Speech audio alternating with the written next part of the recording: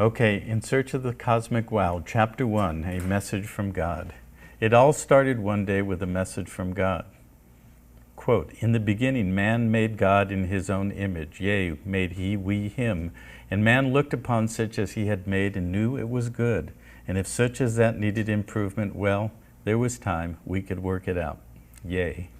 And Moses came forth from off the mountain, came he upon his people, and seeing them worship the golden calf, he spake unto them, saying, Worship not that which is of such a golden image, yea.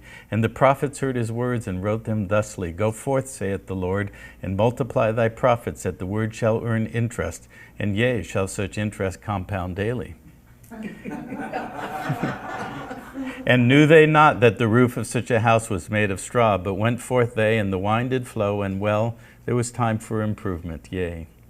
And Jesus said unto the people that man and God were indeed one, and that was good, and bid he that they might go forth and love their enemies, and file unto Caesar his annual 1040. And the people saw that he was good, and he was pure, and they nailed him to a cross, and said, Well, there is time, we can work this one out too. And then came the word as from the prophets of old, in such as these modern times of new revelation, that indeed the time is short. Words of prophetic import, delivered overnight as by the hand of God via his chosen courier, Federal Express.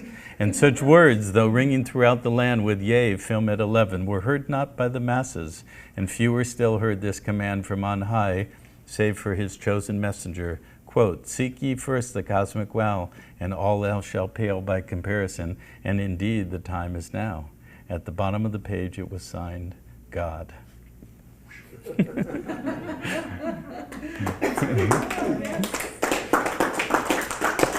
So someday I'll finish it. You can say you heard it here. Okay. Well, let me see. What do we got? 30, 45 minutes? 30? Okay. Well, where shall I take you now?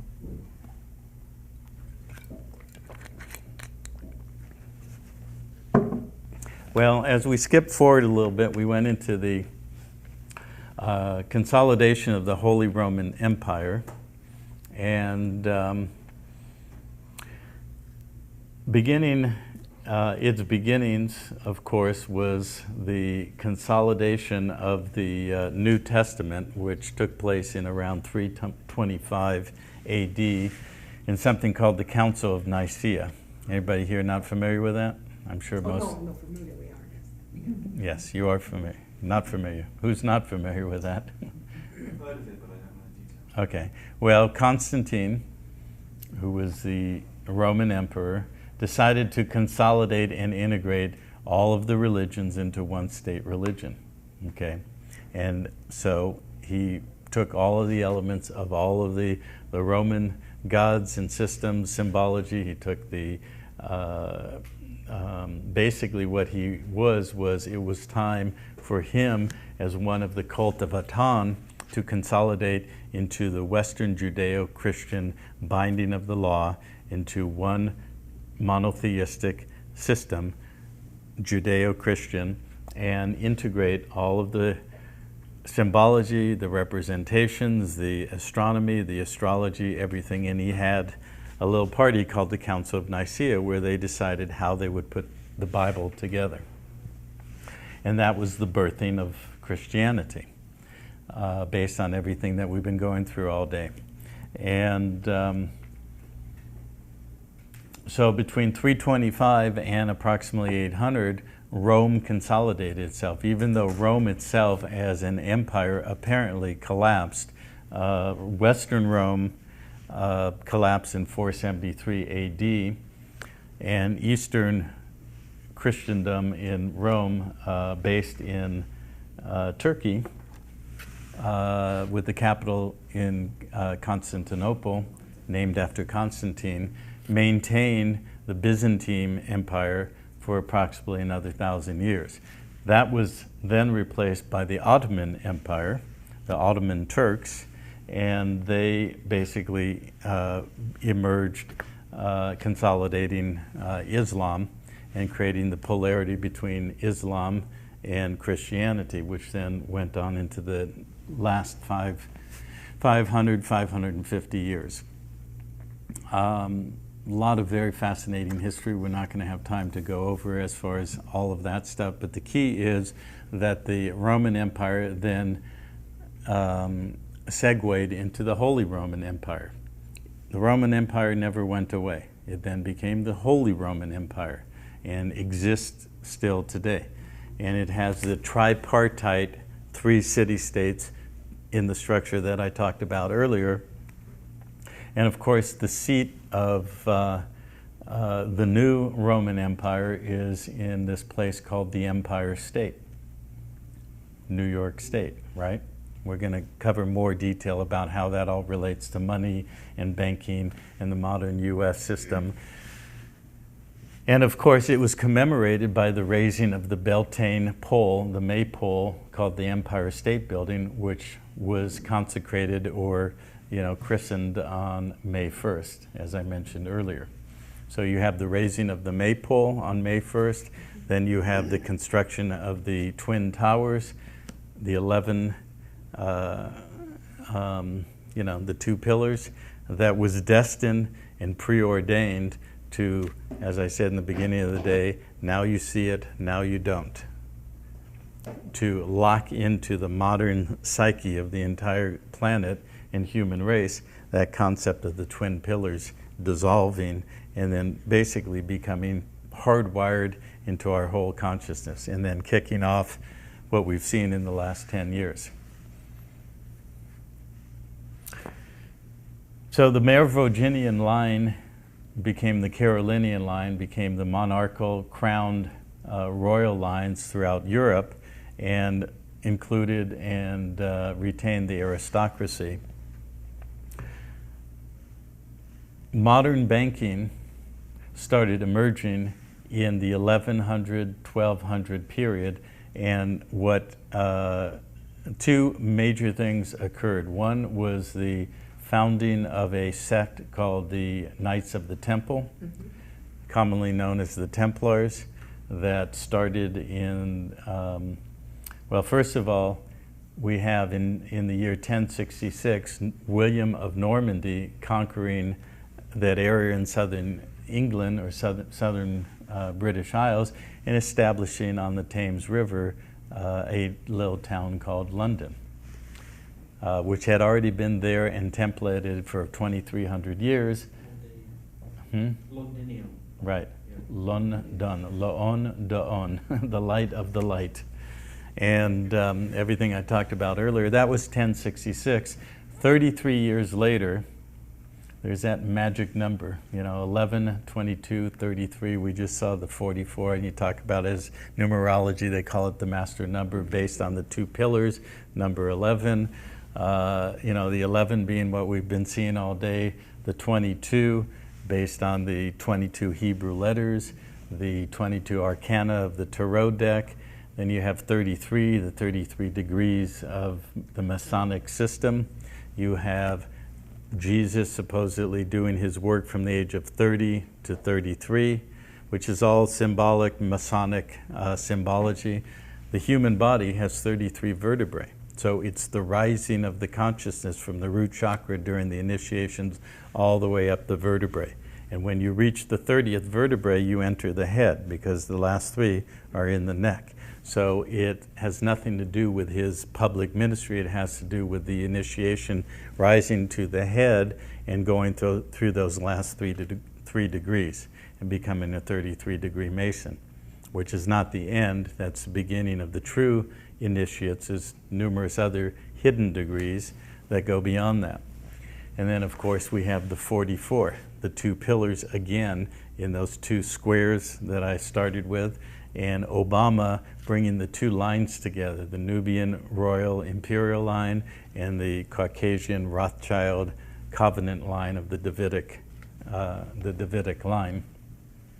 So obviously, if this is the end time, the end of the template, the end of the manifestation to lock it all in, numerologically and all the rest of it, obviously he is from one vantage point, the Antichrist, but he's just playing it out. He's just playing his role. Did he wake up one day and says, "Oh, Shazam, I'm the Antichrist"? Does he even say it today? Maybe, maybe not. He thinks he's Akhenaten. He thinks he's God. He thinks that he's the inheritor of all power, and he's nothing more than a symbolic manifestation and a pawn in the game that is being moved around. He's imminently dispensable, and all the rest of it. That doesn't mean I want to see him go. He's perfectly, what's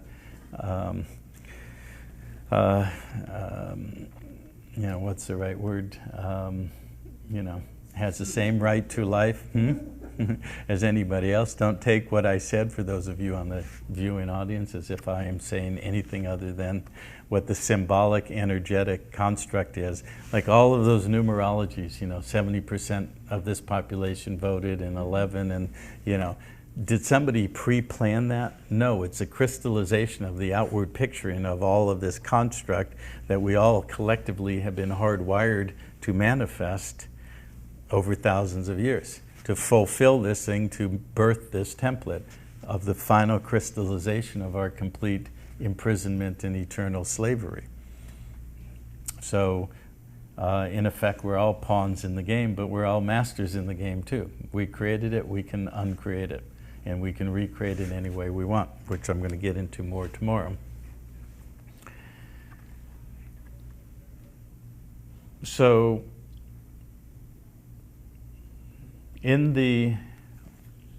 I launched off on going into that with the 33 years between the year 1066 and the year 1099.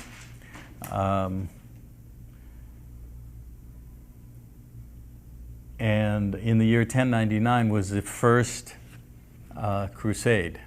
It started in 1096. 1099 they took Jerusalem, the Western Knights. That crusade was initiated primarily by the aristocracy or the royal houses in what we would call France, the Frankish or the Merovingian, Carolinian, Frankish royal lines, who took all of that sweep of movement of 1,000 years from Jerusalem through to the South France, into right here, into Paris and all the rest of it, consolidation of the Holy Roman Empire between 800 and 962. And generation to generation in those bloodlines and family lines and so forth, they were handed down the information. It's not like they suddenly woke up one day and said, well, I think, I'm this and I should go do that. No, they knew what they needed to know, and they knew certain times where they were activated. Okay, now's the time. Now's the time to go back and take Jerusalem. Start the second 1,000 years where we're going to reestablish the throne, everything I talked about earlier with the pact between Otto and the Pope. But it started in 1096. They took Jerusalem in 1099, and about 18, 19 years later, in 1118, the initial knights who established the order of the temple, or the Knights of the Temple, went to a very specific place, to where the ruins or the remains of the Solomon Temple were, the second temple, and began digging. And they dug for about 9 years, from 1119 to 1128. And all of a sudden they found something. They went scurrying back to France and they said, hey, we found what we needed. They found tools, they found technology, they found templates, parchments of bloodlines, all the rest of it. And they basically then went over and talked to the Pope and said, hey, this is who we are, this is what we found. And they said, okay, you're it, go. And the Knights of the Temple, or the Templars, were birthed. And for the next 400 or 500 years, basically started mapping out and structuring the banking system of Europe. At the same time, in the 1100s into the early 1200s, the royal families, or the aristocratic families of Venice, who were controlling wealth and banking, moved up to what we call the Netherlands, Holland, and establish their royal houses there in the northern latitudes to start positioning the banking houses that would eventually consolidate into the banking systems of Europe. In the year 1297, Switzerland was founded. And if you look at the primary symbol on the flag of Switzerland, you look at the Templars, they all have basically either a red cross or a white cross. The Templar cross actually looked like this, which of course is called the Maltese cross or the Iron Cross. Mm-hmm. But it's interesting where that comes from. Okay. Did I hear somebody? What? On each one of those arms, if you take off one side of it, it goes back to that swastika-like symbol. Yeah, you can do that. But also, if you take a clock face,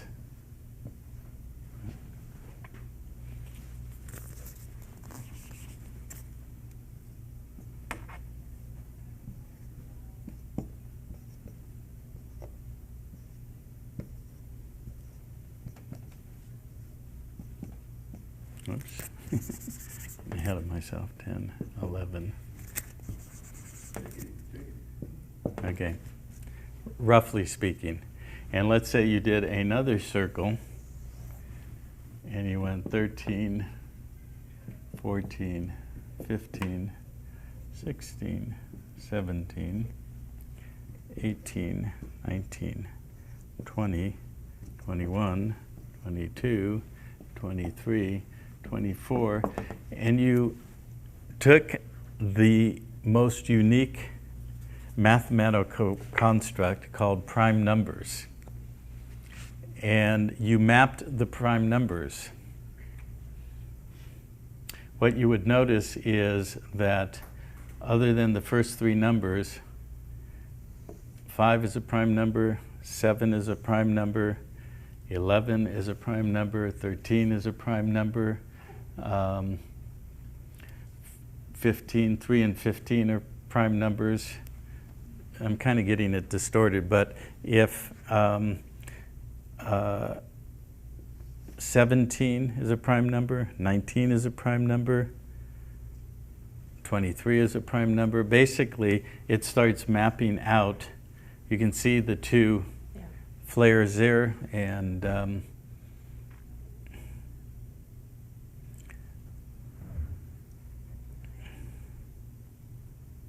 then if you go with the multiples like 25, the root of a prime number, the square root of 5 as a prime number is here.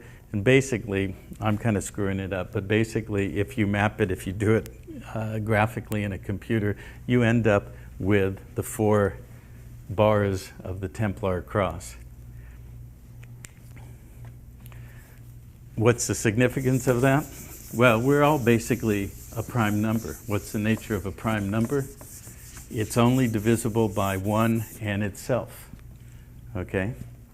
We are basically unique in our own indivisibility, and we're also all one and equal. So mathematically speaking, locking us onto the cross of the Templars, the cross of the Swiss banking system, the European banking system, the Christian cross, whatever, is like mathematically, symbolically locking us onto that iron cross of time and space and locking us in to the whole banking monetary system. So between the Templars, the founding of Switzerland, the pattern and the layout, and the Venetians establishing their houses in the Netherlands, basically between the 1200s and the 1600s, we have the laying of the template of the modern financial and banking system. Why were the Templars part of the bankers? Because they had the strongest military. They were the couriers. They were given the highest order, only responsible or under the authority or the orders of the Pope. They had complete carte blanche throughout Europe. And so they had the strongest military strength. They created the roads, the systems of distribution, so they had the ability to protect the movement of money. Treaties between the King of England in like 1213, 1215 and the Pope. Right, okay. Thank you very much. I'm gonna, that's an important one. Who is familiar with something that took place in 1213 besides our friend here, Paul? What he's referring to. Okay, it's something that is called in history the Holy Alliance. Okay, those who know about it are apt to call it the Unholy Alliance. And basically what it was is in 1213, you have the King of England fearing for his immortal soul and fearing that he had transgressed and had strayed from the straight and narrow of what he needed to do. And so he wanted to pay off his karma. Remember the karmic tokens of the gods of the Matrix? He who has the money gets to buy the boat ride through the Book of the Dead. So he had a lot to pay with, so he paid the price.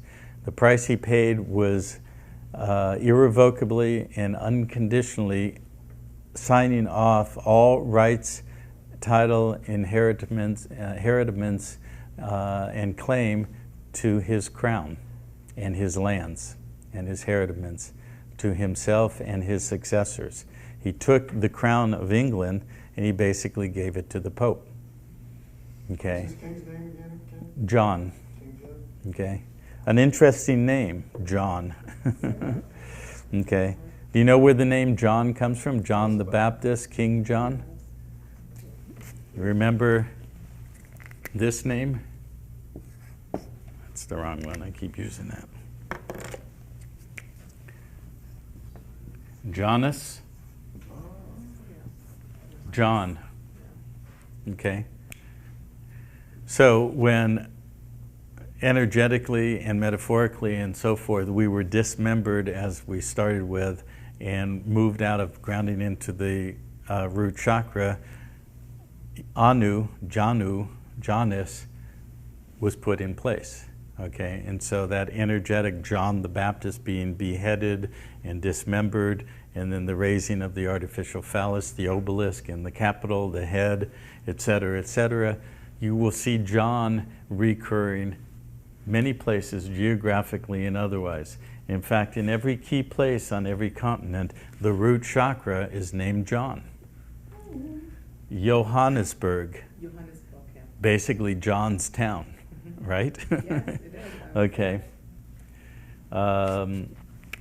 There's a Latin word or name, Iago, okay, which is basically James, but it's a derivative of John.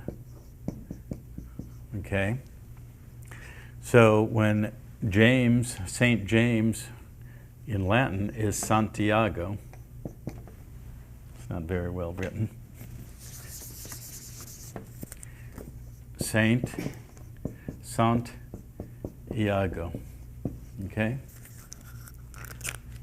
We have Santiago, Chile. We have San Diego. We have Johannesburg. And up here in Europe, there was an old energetic trail that was established for the 7 chakras. Right. You have 7 stages or positions. Let me get the pointer out.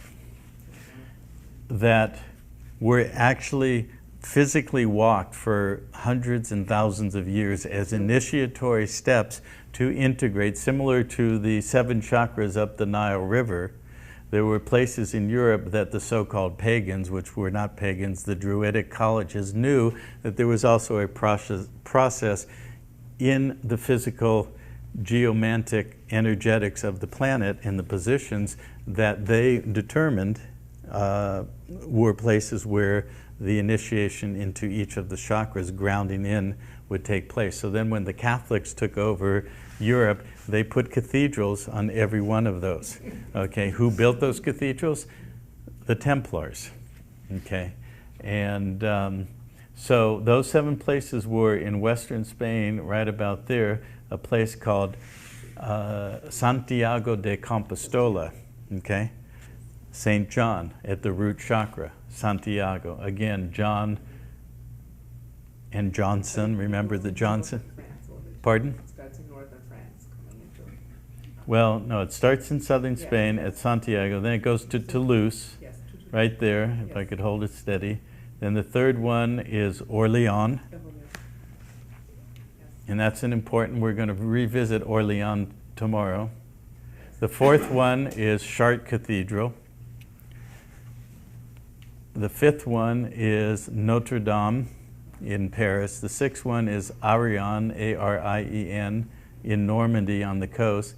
And the seventh one is Rosslyn Chapel, made famous by the Da Vinci Code. So that was a pathway that they walked to integrate their chakra system and all of that. 6 of them had Catholic cathedrals built on top of it. The 7th one was controlled by a Templar family called the St. Clairs, or Sinclairs, and right outside of Edinburgh. Remember Scota and Scotland and Mary Tatten in Eden? Remember Edinburgh? The Eden was the place of the gods. That's where we get the name of the garden, Eden. That's a Sumerian 2 words, the Eden, which was actually in southern Sumer. Where would that be?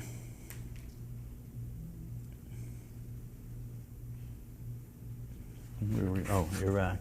Yeah, be right here, between the Tigris-Euphrates River and the delta that went down to the into the Persian Gulf. That was the original Eden. And then when Scota, Mary Tatten, and Gaithars and their team went up to the British Isles, they established Edinburgh. Okay, right outside of which later the Templars, after they got kind of lambasted by the King of France in 1307, moved out and resettled and reestablished in northern British Isles. Interestingly, Julius Caesar, who was busy conquering Iberia and all this area in here and consolidating Rome, made it a very specific point in his agenda to go all the way to very northern Scotland to conquer the peoples up there. Why? Because there was a systematic eradication of anything and everything that was historically accurate and valid for the origins of the sources of where this all started, to support the story that God chose his people over here, and they spread it all west. Whereas the truth is it started here, as I described earlier, it spread east, and then it got co-opted, and then they went back west.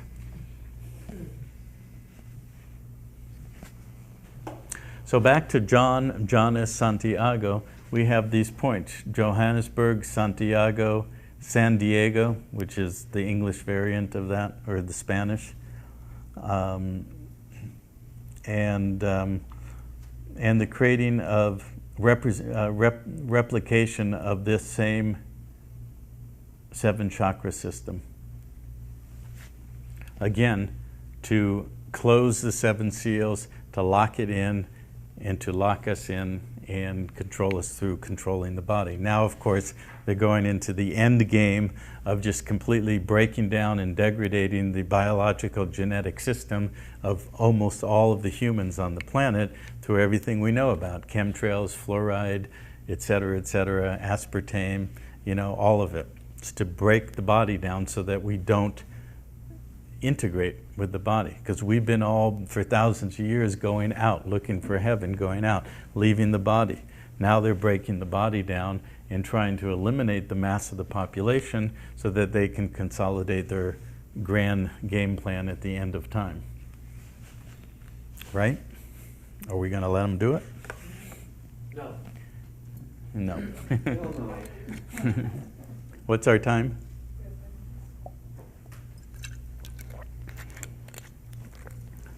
Well, I think we could wrap it up there for the day. Well, let me finish with King John. I launched off on that. So King John just always happens coincidentally. The key players fall into these numerological name constructs of the template that just keeps manifesting. So King John feared for his immortal soul. He paid it off by giving the Pope and the Vatican the crown. The crown of England is owned by the Vatican, and it is managed by something called the City of London. The City of London is a 1 square mile jurisdiction that is separate from London, England, or the country of England. As I said earlier, it's one of the 3 city-states that control the planet. It's where the crown is held, the kingdom law, the law of the king, while the Vatican controls the law of the priests. And remember, it started with Holy Roman Emperor Otto, and they made the agreement. And Otto, of course, was part of the Saxons, and we have the Anglo-Saxons. We have who are called the Windsors. That the actual family name is I forget all 3 of them, but what is it? Coburg. They're German. Coburg. Well, yeah. Saxon. Oh, I know it is. It's Gotha, Coburg, Saxon. That's the House of Windsor. We'll talk about that more tomorrow and where that all dropped into place. The key is that the Vatican owns the crown. They established the City of London, that 1 square mile. When the Queen wants to enter the City of London, she has to ask permission from the Lord Mayor, who is the authority of the city. The city established the original corporation and all corporate charters ever since. So when we say that we incorporate, we go inside the corporation. It's not Washington, D.C., it's not the United States. That's a subdivision of the master corporation, which is the city, right? And the city controls the commercial and corporate interest of the owner of the crown, the Vatican. And that is controlled by the treasurer of the city called the Chancellor of the Exchequer. Okay, and he's called the Exchequer because he did his business on a checkerboard cloth, like the Masonic checkerboard. Okay, and inside the city, the Templars established something called the Temple Bar. And there are 4 temples called the Temples of the Court, or the Inns of the Court. And that is the base of, or the home headquarters, if you will, of something called the Bar Association. So all attorneys at bar are part of the Temple Bar and the Inns of Court, adjudicating and processing as foreign agents of the Crown, ultimately working for the Vatican, the financial business of the Exchequer, to attorn or turn in the physical, the cattle, the chattel property, which is us, to the benefit of the Crown, to its ultimate owner and master, the Vatican, the Holy See, the Eye of Atan. Specifically, a turn is to turn one's rights away from another. It's also to turn property over, to attorn, to bring it into bar. Okay, so when you cross the bar, and we're going to go into this a lot more tomorrow, when you step across the bar, you are entering an entirely different jurisdiction, and you lose all competency, or you basically declare you are an incompetent, and you are being adjudicated and attorned by a foreign agent called a bar attorney for the benefit of the exchequer, the treasurer, and the agent of the crown for its master and owner, And the that's Vatican. Still that's still in place, what you're telling us right now. To this moment. Oh, yes. And the Vatican profits money-wise from that still? Oh, yeah. Oh, yeah. I just want to make double sure, I want to make double sure I understand. Yeah. Is it- The Queen gets her portion, the House of Windsor, Oh, yes. who are descendants of Otto the Great in the Merovingian line.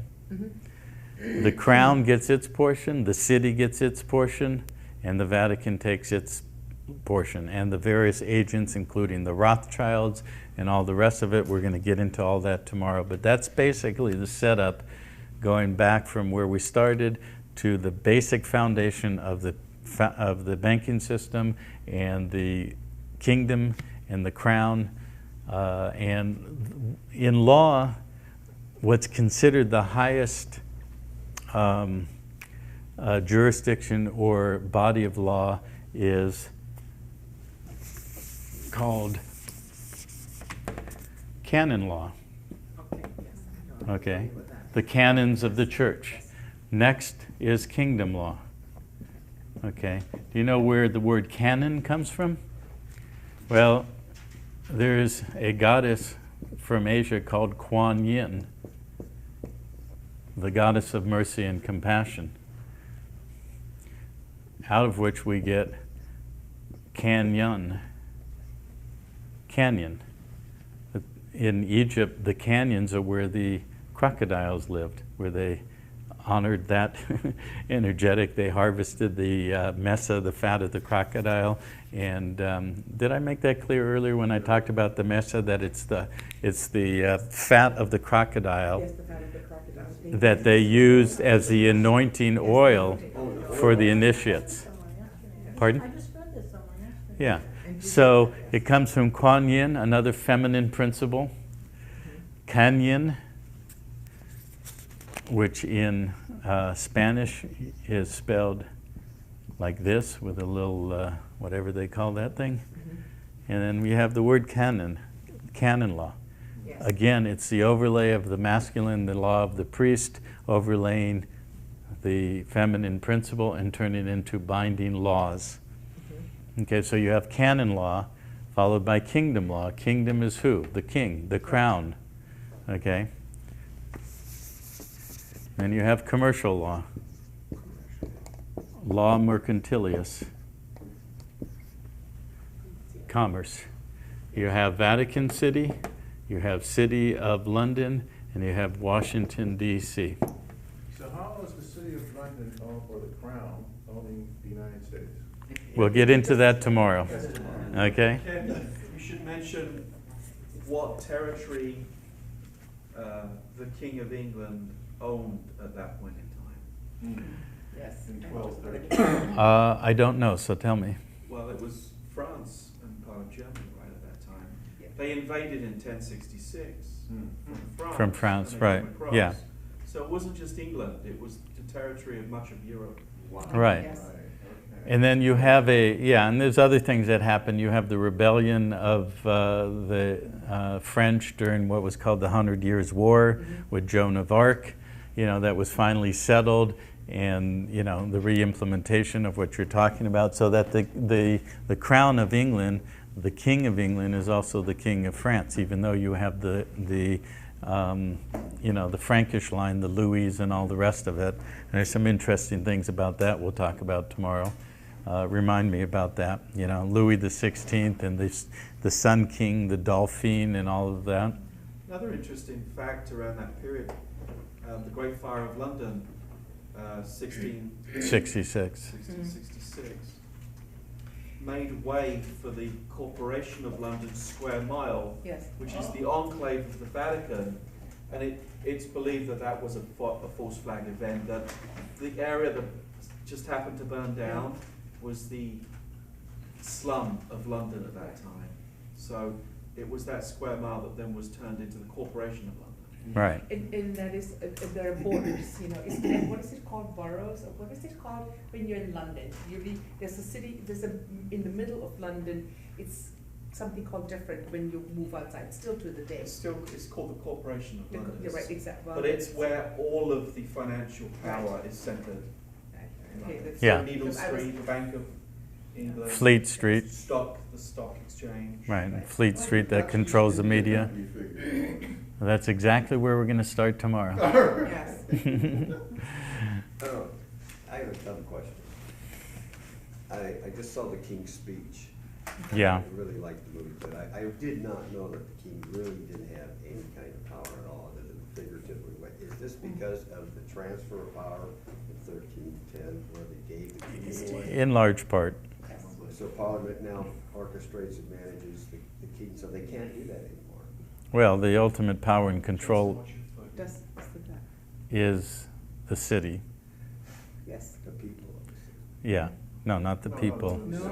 Oh, The city of London. Yeah. Yeah. All right, but let's leave it there, and we'll go and we'll start with all this tomorrow. Okay. Okay. Oh, this is great, man.